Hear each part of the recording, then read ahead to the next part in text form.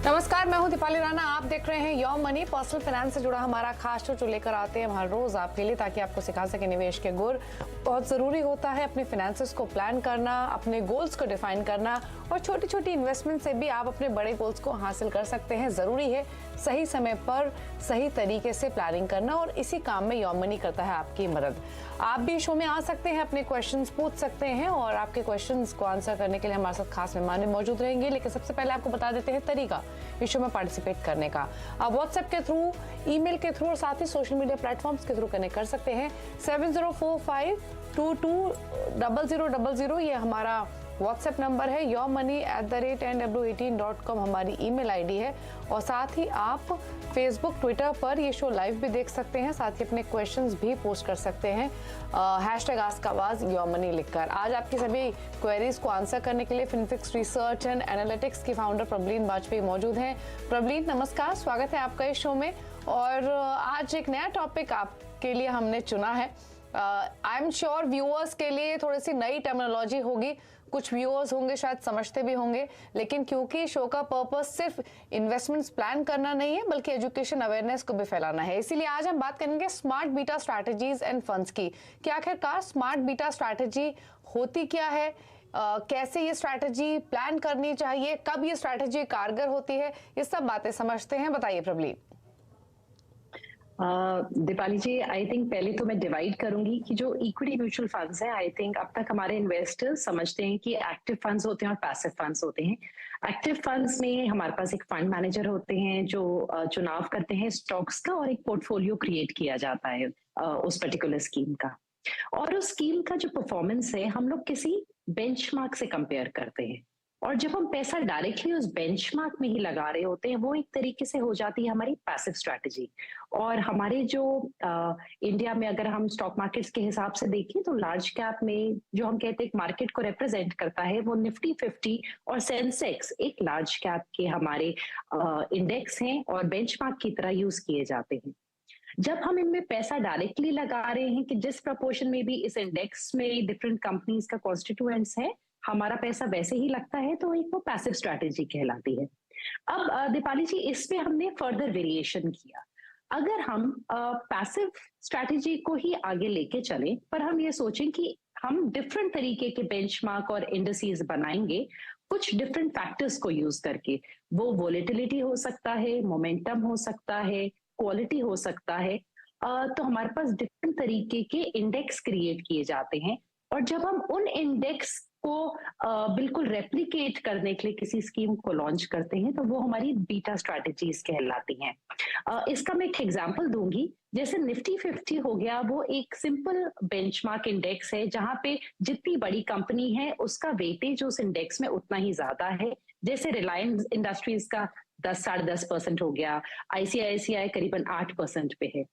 और एक हम एग्जांपल ले लेते हैं, जैसे निफ्टी का हम लार्ज कैप में अगर हम देखें तो 100 जो हम ले लेते हैं लो वोलेटिलिटी 30 इंडेक्स, यानी कि जो हमारी लार्ज कैप की 100 कंपनियां हैं, उनमें से ये पर्टिकुलर बीटा स्ट्रैटेजी काम करेगी कि वो चुनेगी कि किन स्टॉक्स में वोलेटिलिटी बहुत कम है, और उन 30 कंपनीज का ये इंडेक्स बनाएगी। यानी कि फंड मैनेजर चुनाव नहीं कर रहे हैं, एक इंडेक्स क्रिएट किया जा रहा है लो वोलेटाइल स्टॉक्स का। और इसके जो जैसे कॉन्स्टिट्यूएंट्स हैं, नेस्ले हो गया है, आईटीसी हो गया, सन फार्मा हो गया, टीसीएस हैं, और उस इंडेक्स में ही आपका स्कीम बेसिकली रेप्लिकेट करके इन्वेस्ट करने वाला है। तो ये एक वेरिएशन ऑफ पैसिव स्ट्रैटेजी है, और अभी हमारे पास करीबन 35 से 40 ऑप्शंस ऑलरेडी आ चुके हैं दीपाली जी, इवन बीटा स्ट्रैटेजीज के निवेशकों के लिए। ओके, तो यानी काफी सारी स्ट्रैटेजीज होती हैं जो आप प्लान कर सकते हैं, और जैसे कि बताया प्रबलीन ने, इसमें पैसिव एक्टिव फंड की स्ट्रैटेजीज का मिश्रण होता है। और इनफैक्ट जब आपने बीटा स्ट्रैटेजीज का जिक्र किया ही है, तो कुछ सजेस्ट करेंगे आप ऑप्शंस प्रबलीन? मेरे ख्याल से जो फर्स्ट स्टेप होना चाहिए दीपाली जी, किसी की पैसिव इन्वेस्टिंग में आइडियली एक मार्केट कैप बेस्ड इंडेक्स ही होना चाहिए, यानी कि जो बड़ी कंपनी है उसका वेटेज ज्यादा हो। जैसे लार्ज कैप में अगर कोई निवेश करना चाहे तो निफ्टी 50 में, मिड कैप में करना चाहे तो मिड कैप 150 जो इंडेक्स है वो सिंपल समझने के लिए इजी हो जाते हैं। पर हमारे पास जो ऑप्शंस अवेलेबल हैं लार्ज कैप में जो थोड़ा हटके हैं, जिनको हम बीटा स्ट्रैटेजीज बोलते हैं, वो है निफ्टी 50 का वैल्यू 20 हो गया। हमारे पास निफ्टी 50 इक्वल वेट, मेरे ख्याल से वो भी एक सिंपल स्ट्रैटेजी है समझने के लिए कि जो आपकी टॉप 50 कंपनीज हैं आज इंडियन स्टॉक मार्केट्स में, हम उनको सेम वेटेज दे के उनमें इन्वेस्ट करेंगे, यानी कि हर में 2-2% का वेटेज होगा। तो मेरे ख्याल से शुरुआत करनी है तो थोड़ी simple strategy, so Nifty 50 equal I think यहाँ अच्छी है। और मिड कैप में अगर हम देखें तो हमारे पास मिड कैप 150, क्वालिटी 50 इंडेक्स है और एक मोमेंटम 50 इंडेक्स है। पर ये मैं थोड़े इवॉल्व इन्वेस्टर्स के लिए बोलूंगी जो पहले पैसिव स्ट्रैटेजी को समझ चुके हैं, वही इनमें इन्वेस्ट करें।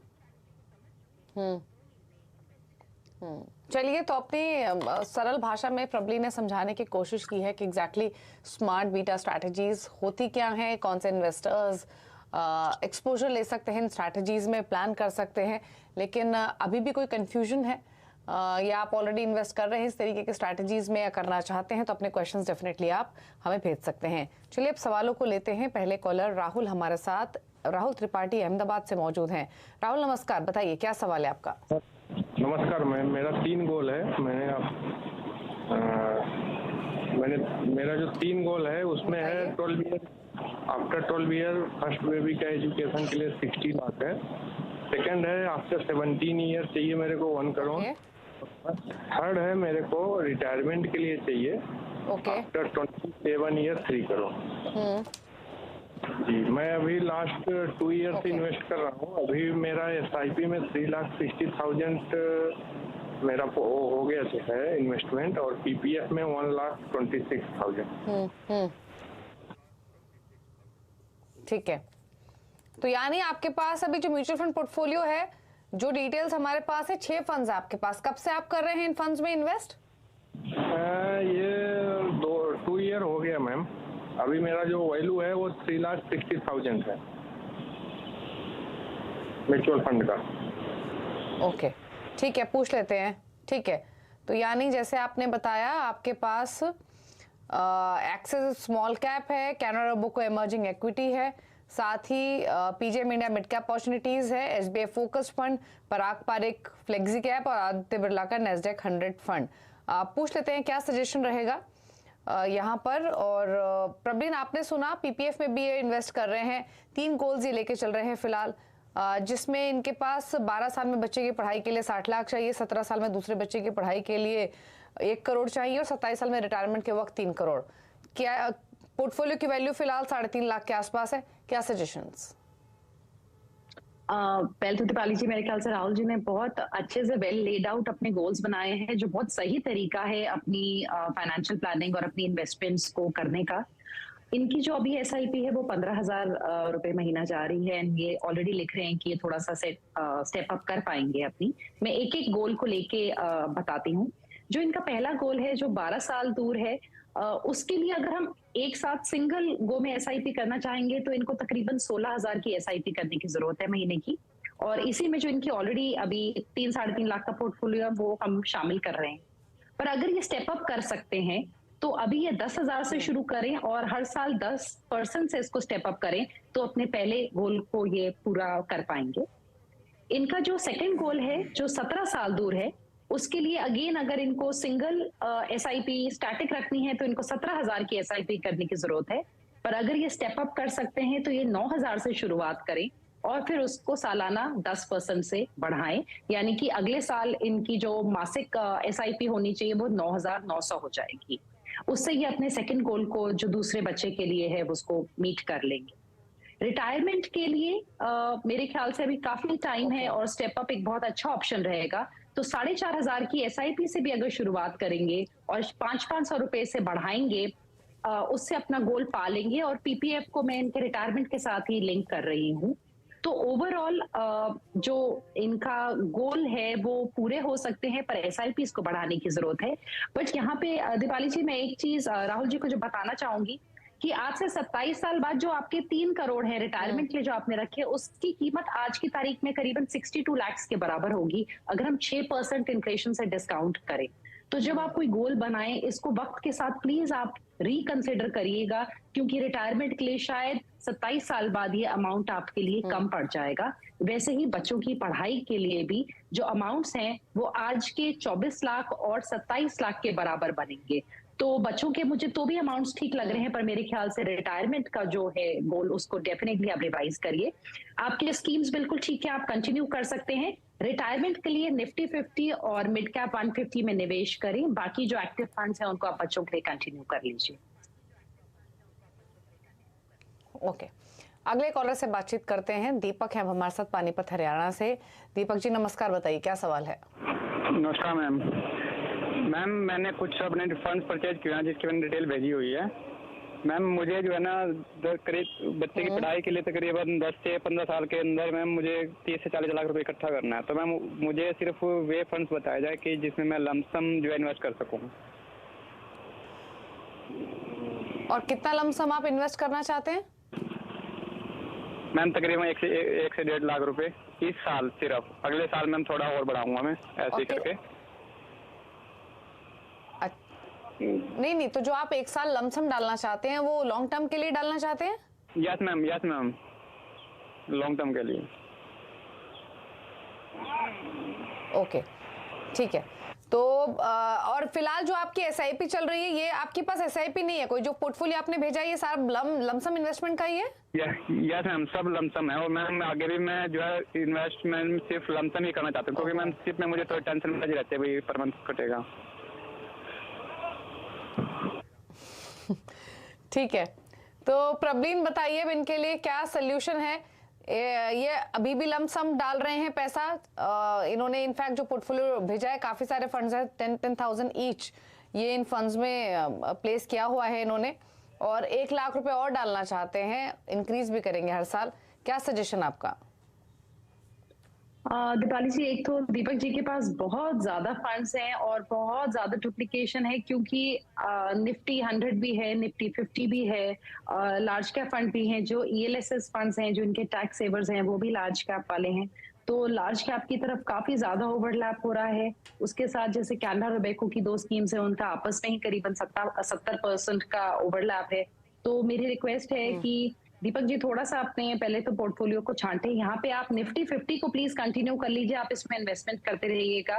बाकियों को चाहे निकाले ये मत, बट आप कंटिन्यूअसली उसमें इन्वेस्ट मत करिए। आप जब अपनी इन्वेस्टमेंट्स करेंगे तो आप निफ्टी 50 को लेके चल लीजिए, आप पराग पारिक फ्लेक्सी कैप को लेके चलिए, आप कैनरा के इमर्जिंग को लेके चलिए, दोनों को मत लेके चलिए, सिर्फ कैनरा इमर्जिंग को लेके चलिए, SBI कॉन्ट्रा को लेके चलिए। तो थोड़ा सा आपको यहाँ पे अपने 4-5 फंड्स को सिलेक्ट करने की जरूरत है जिनमें आप पैसे डालें, और अभी का जो आपका इन्वेस्टमेंट है अमाउंट उसको आप बढ़ाते रहेंगे तो आप अपने करीबन 20 से जो 30 लाख का आपका लक्ष्य है वो आप पा लेंगे। पर आपको बहुत डिसिप्लिन से अपनी इन्वेस्टमेंट्स को करना होगा, बिकॉज अगर हम 11% का पोर्टफोलियो रिटर्न लगा के चलते हैं तो तकरीबन आज का 1 लाख आपको 3 लाख देगा नेक्स्ट 10 ईयर्स में। अगर आपका होराइजन बढ़ जाता है तो आपको ज्यादा रिटर्न दे सकता है। और जैसे जैसे दीपक जी आप अपने गोल की तरफ जाएंगे तब आप अपनी इन्वेस्टमेंट्स को कम समय दे पाएंगे ग्रो करने के लिए। तो मेरे ख्याल से आप ऐसा भी कर सकते हैं कि अपना जो भी आपके पास लमसम होता है आप उसको एक लिक्विड फंड में डाल लीजिए, और वहां से अपने निफ्टी 50 और जो ये 2-3 फंड्स मैंने आपको बताए हैं उनसे आप वीकली थोड़ा थोड़ा पैसा उन फंड्स में डालते रहिए, ताकि over a period of time आपकी इन्वेस्टमेंट कंटिन्यूटी बनी रहे और आपको डिप्स का फायदा हो जाए जब मार्केट में गिरावट होती है तो। ओके, चलिए आपके पोर्टफोलियो रिलेटेड सजेशंस दिए गए हैं, उनको अप्लाई कीजिए और इन्वेस्टेड रहिए। रुक रहे हैं इसी के साथ एक ब्रेक के लिए, ब्रेक के उस पर कुछ और सवालों को लेंगे। आप देखते रहिए योर मनी। योर मनी, आपके क्वेश्चंस को आंसर करने के लिए प्रवीण वाजपेयी हमारे साथ मौजूद हैं। कुछ और कॉलर्स से कनेक्ट करते हैं, और बच्चू पात्रा हमारे साथ झारखंड से फोन लाइन पर मौजूद हैं। नमस्कार बच्चू जी, बताइए क्या सवाल है आपका? नमस्कार जी मैम, मैं पिछले 15 महीने से SIP स्टार्ट की हूँ। कैनरा रिवो का blue chip equity regular plan है, तो इसमें मंथली हम 2000 करके जमा करते हैं। ठीक है, तो अभी मेरा टारगेट है 10 ईयर्स टारगेट है मेरा, और 30 लाख। तो कुछ फंड हम इसमें ये किए हैं, तो अब किए नहीं है, करने वाले हैं, तो वही डिसाइड करने को। ठीक है, हम तो कुछ आपने इन्वेस्टमेंट्स और इंक्रीज करेंगे, कुछ फंड डिसाइड किए हैं फिलहाल? मैम एक फंड है कितना और इन्वेस्टमेंट करने का प्लान कर रहे हैं? जी जी जी, मेरा 10 इयर्स का टारगेट है, उसमें 30 लाख का गोल है। 10,000 मंथली आप करेंगे, करेक्ट?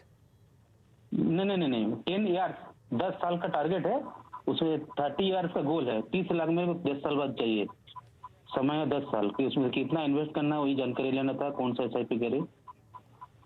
अच्छा, ठीक है, ठीक है। तो फिलहाल आपके पास एक ही SIP है, कैनरा रोबोको ब्लू चिप, जिसमें 2000 आपने हाल ही में करना शुरू किया है। 10 साल में 30 लाख का आपका टारगेट है। जानना चाहते हैं कितना और इन्वेस्ट करें अपने गोल को हासिल करने के लिए, समझ में आया? आप पूछ लेते हैं प्रबलीन से। प्रबलीन बताइए, कुछ फंड्स इन्होंने अपने लिए आइडेंटिफाई भी किए हैं, हालांकि क्या करें अभी ये?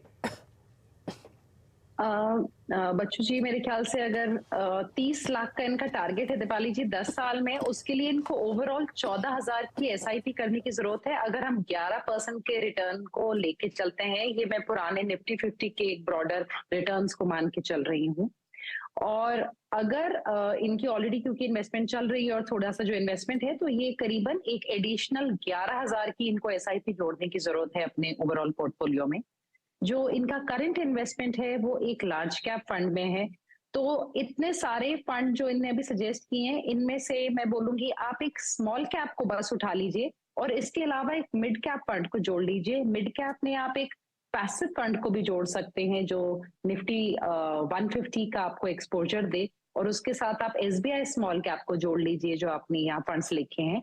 टोटल 3 फंड्स काफी रहेंगे मेरे ख्याल से आपके गोल को मीट करने के लिए, पर इन्वेस्टमेंट अमाउंट को बढ़ाने की जरूरत है और उससे ज्यादा अभी अपने पोर्टफोलियो को क्लटर ना करें रिक्वायरमेंट में।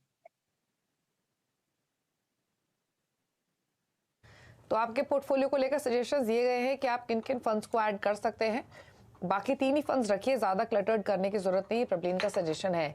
अब एक सवाल ले लेते हैं, और ये सवाल हमें सुनील ने भेजा है ईमेल के थ्रू, और सवाल इनका ये है कि इनके फिलहाल 73,000 की SIP ऑलरेडी चल रही है, पोर्टफोलियो की वैल्यू है ऑलरेडी 45 लाख, और एक मुश्त निवेश भी किया हुआ है इन्होंने। इन्वेस्टमेंट जो की है वो लगभग 20 लाख के आसपास की है।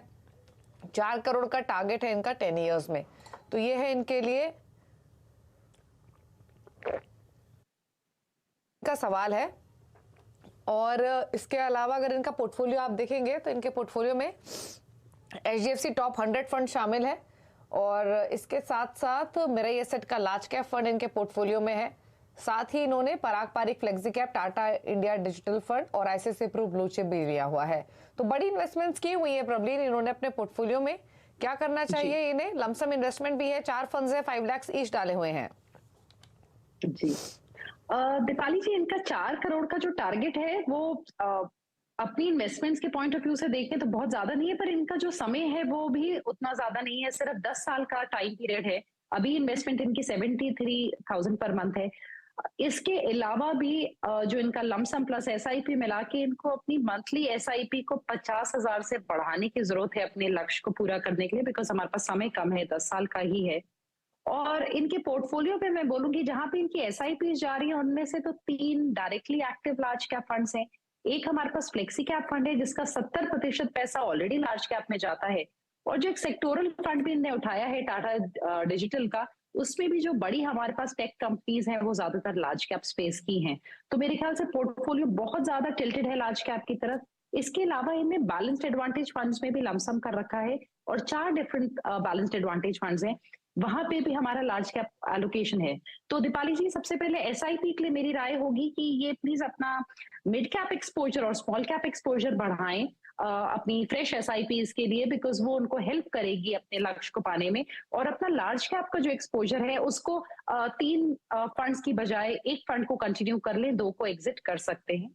और जहां तक इनने पूछा है कि इनको बैलेंस्ड एडवांटेज फंड्स को कंटिन्यू करना चाहिए या नहीं, मेरे ख्याल से इनमें से एक फंड को ये कंटिन्यू कर लें, कोटक या ICICI को, एंड ये इनको रिटायरमेंट में हेल्प करेगा SWP करने के लिए। तो दीपाली जी, जो हमारे पास यहाँ बैलेंस्ड एडवांटेज फंड है उसका मेरिट होगा कि जो फंड वहां पे इकट्ठा होगा उससे डायरेक्टली ये कल को विड्रॉ करना शुरू कर सकते हैं अपने रिटायरमेंट के टाइम पे। ठीक है, चलिए, तो आपको पोर्टफोलियो को लेकर सजेशंस दिए गए हैं, आप उसी हिसाब से चेंजेस कर सकते हैं, गोल आप अपनी आसानी से हासिल कर लेंगे। चलिए अब बात करते हैं प्रबलीन के टॉप 4 फंड्स की। तो प्रबलीन बताइए कौन से फंड्स आपने आइडेंटिफाई किए हैं और क्या सजेशंस आपके? दीपाली जी ऑलमोस्ट सिमिलर है लास्ट टाइम की तरह। पहला मेरा फंड है जो मैं सजेस्ट कर रही हूँ वो है SBI का बैलेंस्ड एडवांटेज फंड। अगर उन इन्वेस्टर्स के लिए जो कल को सिस्टमैटिक विड्रॉल देख रहे हैं अपने पोर्टफोलियो से, या थोड़ा सा रिस्क रिटर्न रिवॉर्ड मतलब लोअर चाहते हैं, स्लाइटली लोअर रिस्क जब मार्केट्स एकदम से गिरती हैं, तब वो इस फंड को देख सकते हैं। पर बहुत ज्यादा हाई रिटर्न्स की अपेक्षा ना रखें, एक वैल्यू अप्रोच के साथ ये मैनेज किया जाता है। इसके अलावा है प्रूडेंशियल, ICICI प्रूडेंशियल का मल्टी एसेट। यहाँ पे क्योंकि हमारे पास गोल्ड और डेट का भी हमें एलोकेशन मिलता है, ये एक अच्छी कैटेगरी उभर के आ सकती है जो हमारे पास टैक्सेशन में चेंजेस हुए हैं उसके बाद। इसके अलावा tax saving point of view से पराग पारेख टैक्स सेवर का एक मेरे ख्याल से अच्छा एडिशन हो सकता है। पर हर साल नया टैक्स सेवर ना लें, अगर आप अपना किसी में ऑलरेडी डाल रहे हैं तब आपको इसमें डालने की जरूरत नहीं है। एंड मिड कैप में एलोकेशन लेने के लिए दीपाली जी मैं बोलूंगी मिड कैप 150 इंडेक्स एक अच्छी चॉइस है। और ये अभी हमारे पास 3 AMCs के द्वारा हमें मिलता है, SBI, ICICI और मोतीलाल। एंड मेरे ख्याल से एक सिंपल स्ट्रैटेजी है मिड कैप स्टॉक्स में एक्सपोजर लेने के लिए। ओके चलिए, शुक्रिया आपका प्रवीण आने के लिए शो में और सभी क्वेरीज को आंसर करने के लिए, साथ ही साथ अपनी चॉइसेस बताने के लिए थैंक यू। और इसी के साथ एक ब्रेक योर मनी में, ब्रेक के उस पार भी खबरें जारी है CNBC आवाज। नमस्कार।